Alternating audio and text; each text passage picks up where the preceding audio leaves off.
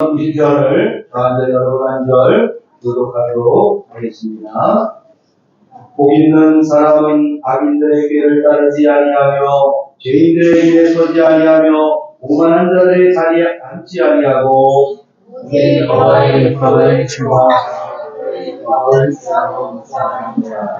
그는 시냇가에 심은 나무가 철을 따라 열매를 맺으며 그 잎사귀가 마르지 아니함 같으니 그가 한 모든 일이 다 형통하리로다. 악인들을 그렇지 아니하며 빛을 바라는 그러므로 악인들은 심판을 견디지 못하며 죄인들이 의인들의 모임에 들지 못하리로다.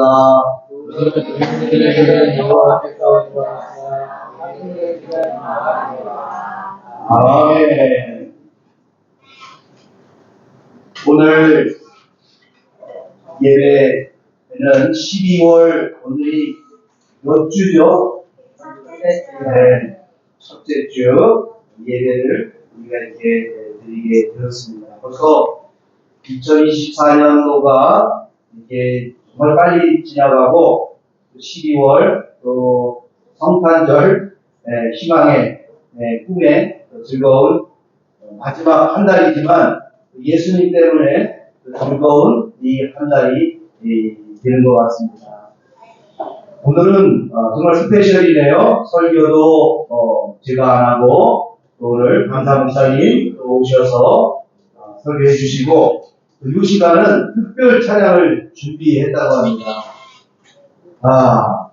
아주 동남아 순회 공연을 다 마치고 무사히 오늘 열심히 준비한 우리 박지윤 어린이, 그 다음에 우리 수인이, 그 다음에 소은이 나와서, 그 다음에 우리 한주에는 우리 박지훈,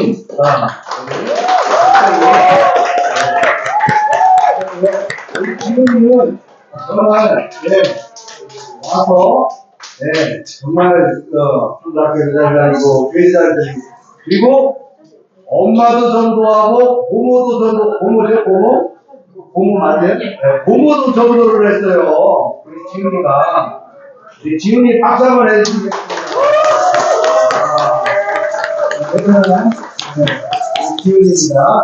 자, 우리 기대하겠습니다. 다시 한번 우리 어린이들 귀한 찬양 특별성 위해서 우리 박수 격려해 박수. 네.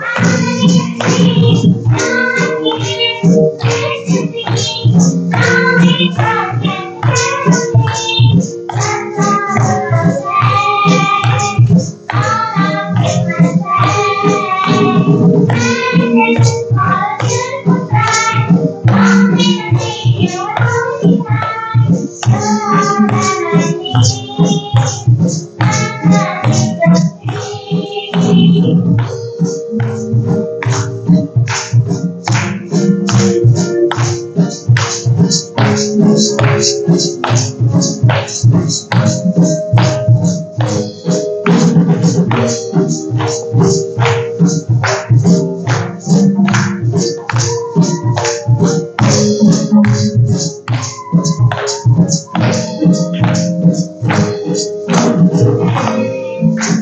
day, everything is you and me.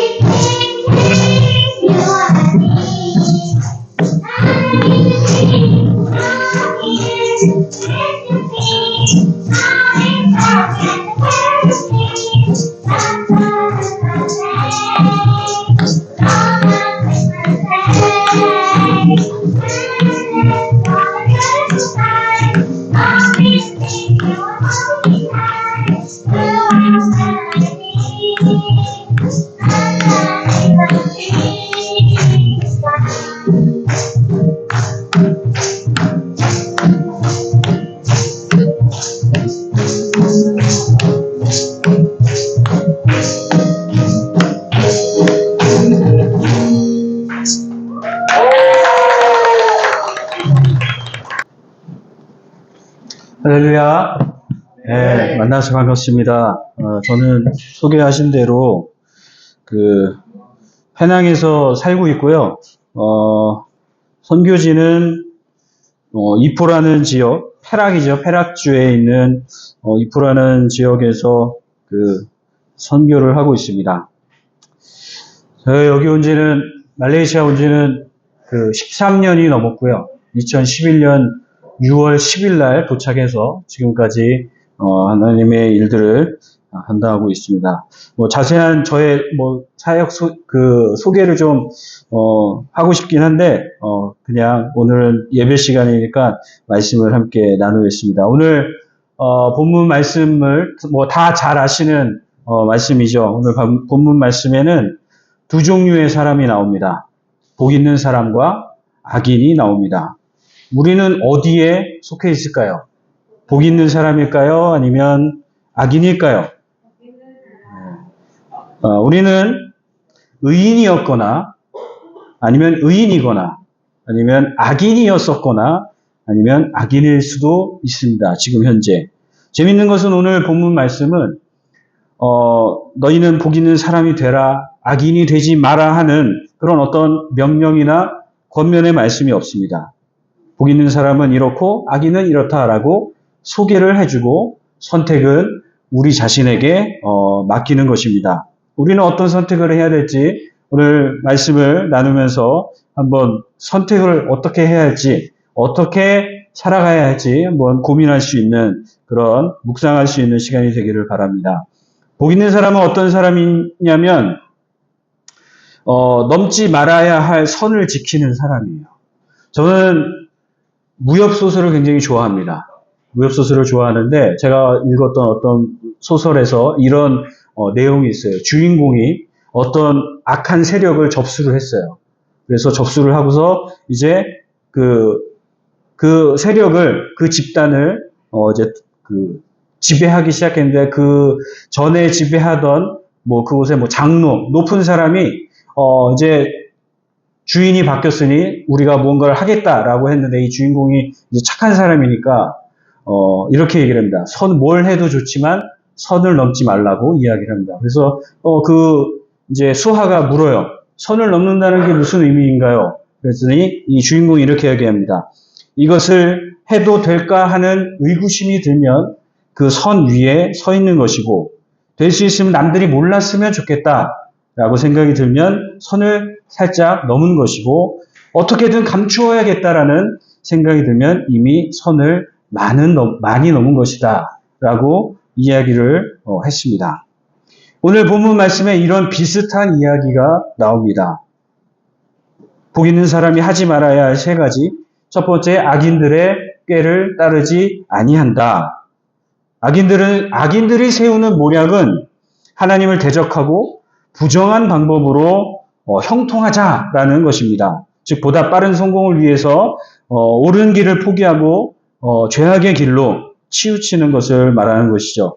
많은 사람들이 언뜻 보기에는 그 사람이 형통해 보이지만 형통한 삶을 보장하는 것처럼 보이지만 이러한 삶은 악인의 삶의 양식을 따르는 그런 삶이라는 것을 말하고 있습니다. 그래서 꾀를 따르지 말라고 하는 것이고요. 두 번째, 죄인들의 길에 서지 않는다라는 것은 앞에 이제 악인들의 꾀에 따른다고 해서 따르라는 것은 따르다라는 이 앞에 따르지 말라는 그 말씀에서 따르다라는 이 단어는 돌이킬 여지가 충분히 있는 것입니다. 그래서 아까 말씀드린 선 앞에 서 있는 거예요.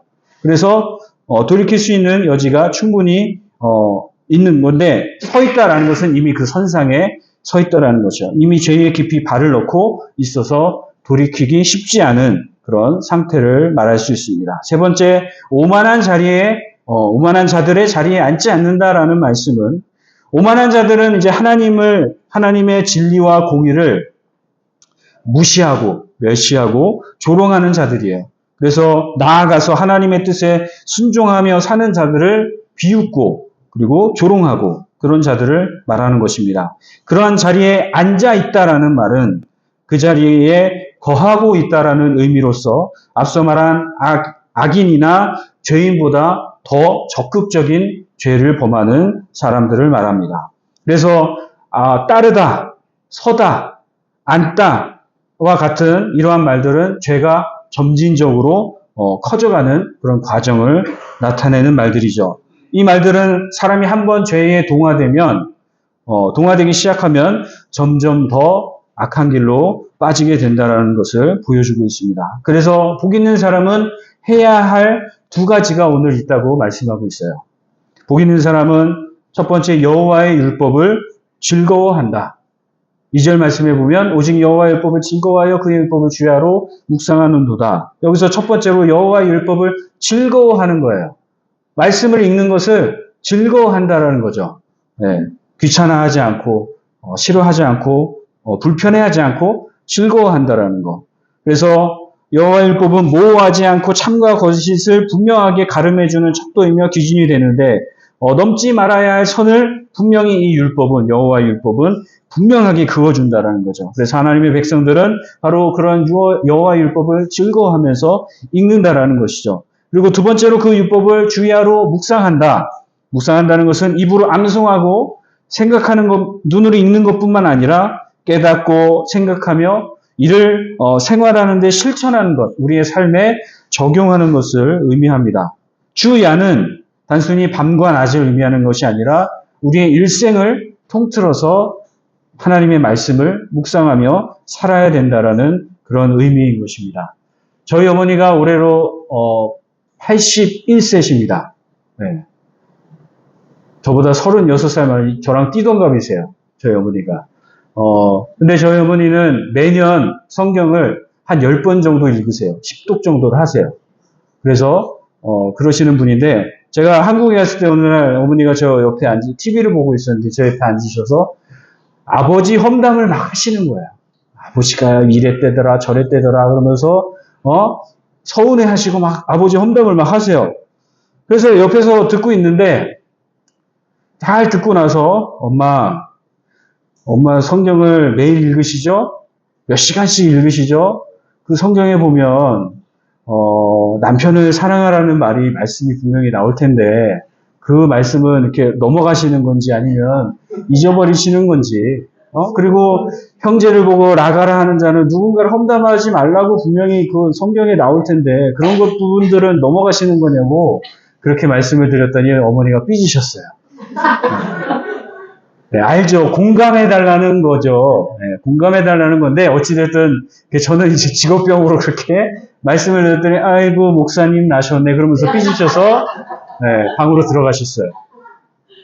그리고 다음날 아침에, 보통 이제 아침에, 일어나시면, 아침을 차리시면, 아들, 일어나서 밥 먹어. 그러셨거든요. 근데 그날은, 목사님 식사하세요. 이러시더라고요.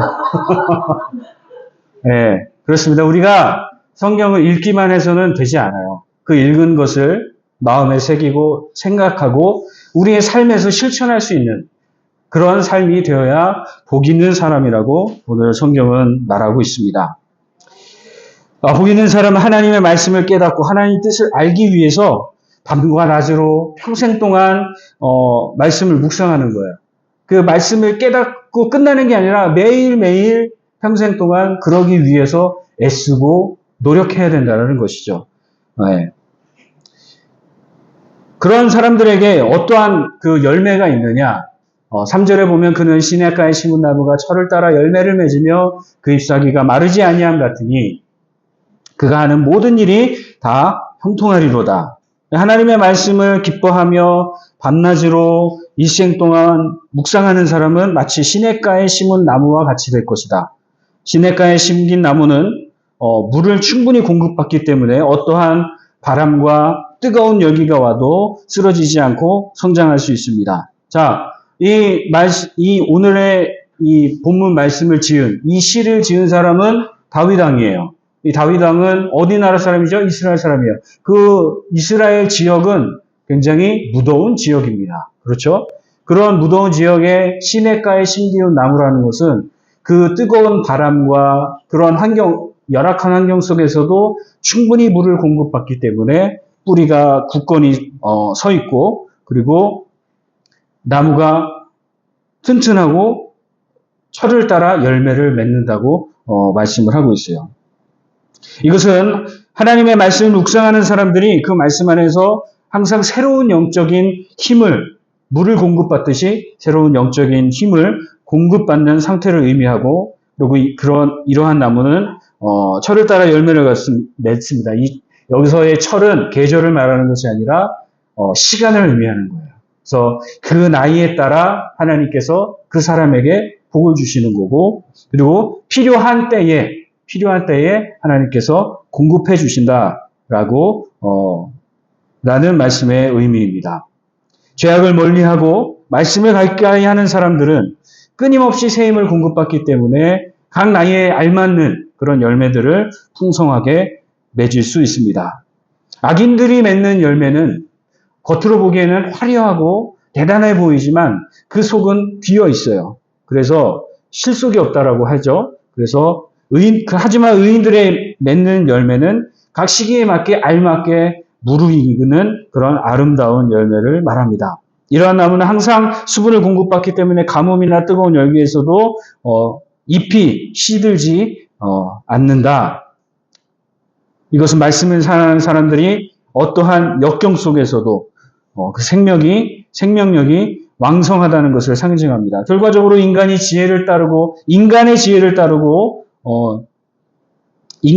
따르지 않고 말씀을 묵상하며 순종하는 사람들은 그가 하는 모든 일이 다 형통하고 번영하게 될 것이다라고 말씀을 하고 있는 거죠.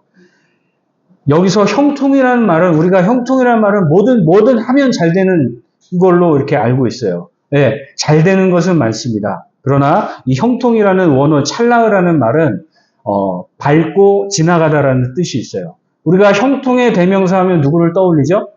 성경에 아마 요셉을 떠올리실 거예요. 요셉이 우리가 생각하면 나중에 예굽의 총리가 된 것만을 생각하는데 요셉의 삶을 보면 17살 때 형들에게 의해서 애굽의 그 종으로 팔려가요.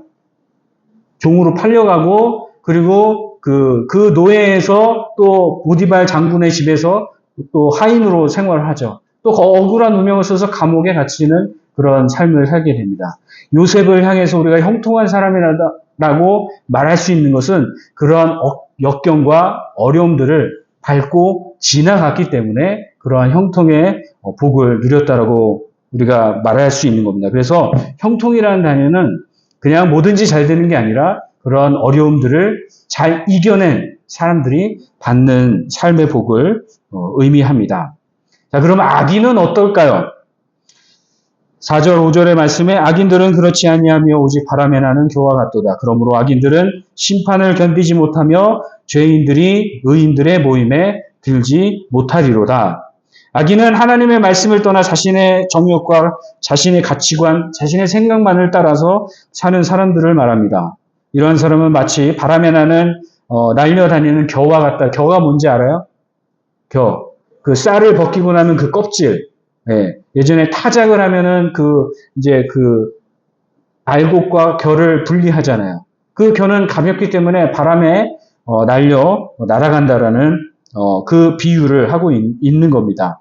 이 곡식을 타작한다라는 의미는 오늘 말씀에 바람에 날아간다는 그 의미는 하나님께서 심판하실 때 알곡과 같은 복 있는 사람들은 그 땅에 떨어지지만 겨와 같은 악인들은 바람에 날려 그냥 날아가 버린다라는 그런 말씀을 하고 있는 거죠. 그래서 시련과 고난이 올 때 말씀에 기초한 사람들은 견고하게 서서 흔들리지 않고 의를 지키며 살아가지만 악인들은 환난이 오면 쉽게 그 자리를 떠나서 세상과 타협하게 되고 그리고 죄인의 길로 들어서게 된다는 것입니다. 그래서 악인들은 바람이라는 이 상황과 환경에 따라서 이리로 날리고 저리로 날리면서 지조 없는 그런 삶을 살게 되는 것입니다.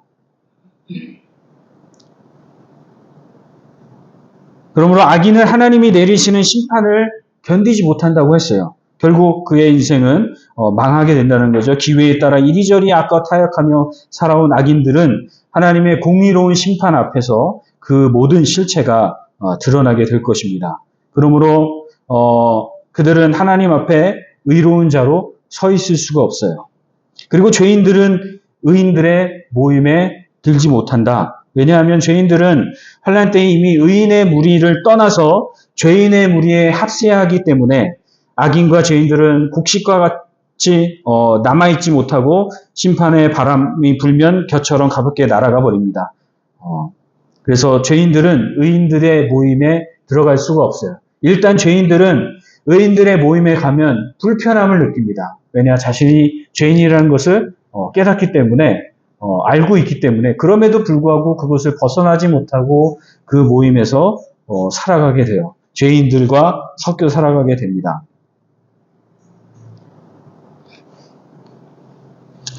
자, 하나님은 공의롭게 의인의 행위를 기억하시고 6절의 말씀처럼 무릇 의인들의 길은 여호와께서 인정하시나 악인들의 길은 망한다라고 했는데 하나님의 공의롭게 의인의 행위를 기억하고 그 행위대로 우리에게 갚아주십니다. 공의로우신 하나님은 또한 악인의 행한 일에 대해서는 멸망으로 이끄신다 했어요.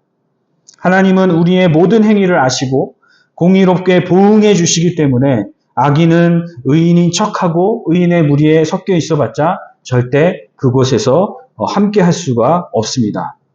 복 있는 사람은 나쁜 환경도 축복된 환경으로 바꿀 수 있어요. 그러므로 우리는 환경을 탓하지 말고 자신이 복된 사람이 되려고 힘써야 합니다. 하나님의 말씀을 사랑하고 따르는 자는 어떤 환경에서도 어려움이 있겠지만 결국에는 형통한 삶을 살게 됩니다.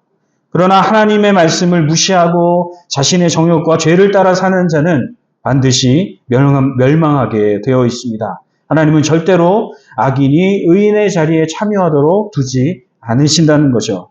그렇다면 악인이었다가 의인이 되고 싶어하는 사람들은 의인의 모임에 들어가고 싶어하는 사람들은 어떻게 될까요? 정말로 절대로 들어갈 수가 없을까요? 서두에 말씀드렸던 것처럼 우리가 오늘 말씀은 우리의 선택에 의해서 우리의 삶이 좌우된다고 말씀드렸어요. 오늘 이 성경은 우리에게 선택권을 우리에게 맡겼다라고 말씀을 드렸습니다. 복 있는 사람이 되려면 그럼 우리는 어떻게 해야 될까요? 악인이 복 있는 사람이 되려면 어떻게 해야 될까요? 무엇을 해야 될까요? 세상적인 기준으로는 절대로 될 수 없을 것 같지만 사랑의 하나님께서는 우리에게 기회를 주셨어요. 방법을 주셨어요. 그것은 바로 회개하는 것이죠. 누가복음 5장 말씀에 보면 예수님께서 제자들을 이제 선택하시는 그런 장면이 나옵니다. 그 베드로를 포함한 제자들이 갈릴리 바다에서 그물을 치고 있었어요. 근데 한 마리도 못 잡죠.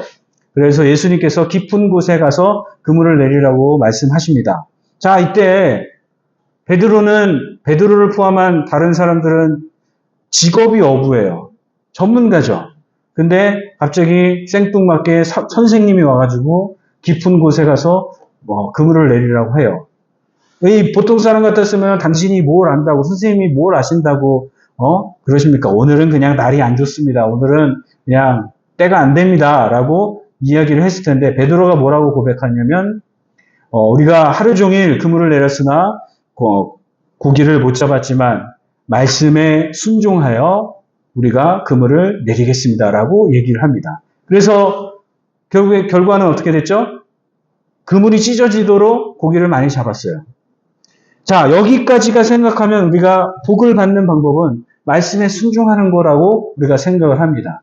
근데 복 있는 사람은 복을 받는 방법은 말씀에 순종하면 복을 받지만 복 있는 사람은 달라요. 복 있는 사람은 무엇을 해야 하냐면 누가복음 그 5장 8절에 보면 베드로가 이렇게 고백합니다. 그 시몬 베드로가 이를 보고 예수의 무릎 아래에 엎드려 이르되 주여 나를 떠나소서 나는 죄인이로소이다 하니 베드로는 그렇게 일어난 기적을 바라보고 하나님 땡큐, 예수님 땡큐 이렇게 하지 않았어요. 그 앞에 엎드려서 주님 저는 죄인입니다 라고 고백을 했어요. 자신의 죄를 고백하고 회개하는 모습을 보였어요. 이것은 무슨 말씀을 의미하냐면 하나님의 일들은 우리가 하는 게 아니에요. 내가 하는 게 아니에요. 베드로와 제자들은 전문가 어부였지만 그럼에도 불구하고 하나님의 역사하심을 보고 베드로는 자신의 능력이라고 생각하지 않고 예수님의 능력이라고 생각을 했던 거예요. 자신이 비록 전문가지만 그럼에도 불구하고 하나님의 일하심을 능가할 수 없다라고 고백하는 겁니다. 자신의 부족함, 자신의 나약함을 인정하고 고백함으로써 자신이 혹여라도 말씀에 순종하여 그물을 내리지만 잘 될지는 모르겠네요 라는 혹여나 의심을 했던 그런 자신의 모습을 고백하며 용서를 구하는 그런 모습이에요. 우리가 악인의 삶을 살다가 복 있는 사람의 삶으로 변하기를 원한다면 우리는 바로 이런 회개를 해야 된다는 것이죠. 지난 우리의 삶을 헛된 것을 쫓아 살았던 죄인의 길 위에 서 있었던 그런 우리의 삶을 되돌아보면서 그런 것이 잘못됐다라고 느끼고 깨달았다면 그 길에서 벗어나 우리가 주님 앞에 나와 무릎 꿇고 회개하면서 주님 제가 어리석었습니다. 지난 저의 삶은 참으로 어리석었습니다. 저는 죄인입니다. 라고 회개하고 고백할 때 주님께서 우리를 사용하여 주실 것입니다. 베드로의 삶이 얼마나 위대했습니까? 수제자로 살면서 초대 교황이라는 그런 직책도 받게 되었고요. 그리고 주님처럼 자신은 순교할 수 없다고 해서 거꾸로 십자가에 매달려 순교하는 그런 신앙적으로 볼 때 너무나도 위대한 삶을 정말로 복 있는 사람의 삶을 살았던 그런 베드로의 삶의 전환점은 바로 이 회개에서 시작된 것입니다. 여러분 우리가 죄인으로 살아요. 우리는 다 죄인이에요. 어쩔 수 없어요. 그러나 우리가 매일매일 말씀 앞에서 겸손한 마음으로 회개하고 그렇게 말씀을 묵상하고 말씀대로 살기 위해 노력한다면 주님께서 분명히 우리를 복 있는 사람의 삶을 우리에게 허락하실 줄로 믿습니다. 우리는 복을 받기를 원하지만 늘 받기만을 원해요. 그런데 오늘 말씀은 복 있는 사람이 되기를 권면합니다. 성경은 복 있는 사람이 되라고 말을 해요. 우리가 묵상한 이 다윗의 시는 다윗 왕이 죽은 후에 1000년이 지나고 나서 예수님에 의해서 구체적으로 완성이 됩니다. 예수님께서 산상수훈을 통해 말씀하셨죠. 심령이 가난한 자는 복이 있나니 애통하는 자는 복이 있나니 온유한 자는 복이 있나니 긍휼히 여기는 자는 복이 있나니 의인의 줄이고 목마른 자는 복이 있나니 마음이 청결한 자는 복이 있나니 화평케 하는 자는 복이 있나니 의를 위해 핍박받는 자는 복이 있나니 라고 8가지의 복을 말씀하시면서 우리에게 복 있는 사람이 되라고 말씀하셨어요. 그들이 받는 축복은 뭐예요? 천국이 우리의 것이 저희 것이고 또 위로를 받을 것이고 땅을 기업으로 받을 것이고 목마르지 아니할 것이고 하나님을 볼 것이고 하나님의 아들이라 일컬음을 받을 것이라고 그렇게 말씀해 주셨어요. 그리고 기도를 가르쳐 주시고 먼저 구해야 할 것을 알려주시고 그리고 구하라 찾으라 두드리라고 말씀하시면서 복 있는 사람의 삶의 길을 가라고 우리에게 말씀해 주셨습니다. 저는 우리 사랑하는 조호바로 한인교회 성도님들의 삶을 통해 하나님이 일하시는 삶이 되기를 축복합니다. 그리고 여러분의 삶의 모습을 통해서 복음이 이 땅에 증거되어지기를 소망합니다. 복 있는 사람이 되셔서 하나님이 주시는 복을 나눠줄 수 있는, 그리고 그 복이 전파될 수 있는 그런 여러분의 삶이 되시기를 주님의 이름으로 축원합니다. 기도하겠습니다. 거룩하신 하나님, 주님의 이름을 찬양합니다. 부족한 종을 세우셔서 두서없이 말씀을 전했지만 필요한 말씀으로 하나님께서 우리에게 우리의 마음에 새겨주시고 우리의 생각을 주도하시리라 믿습니다. 이 말씀을 우리의 마음에 새기고 우리의 삶에서 열매로 맺을 수 있는 그런 형통의 삶을 살아가는 우리 사랑하는 교바로 한인교회 성도들 될 수 있도록 하나님 축복하여 주시옵소서. 감사드리며 예수님의 이름으로 기도하였습니다. 아멘.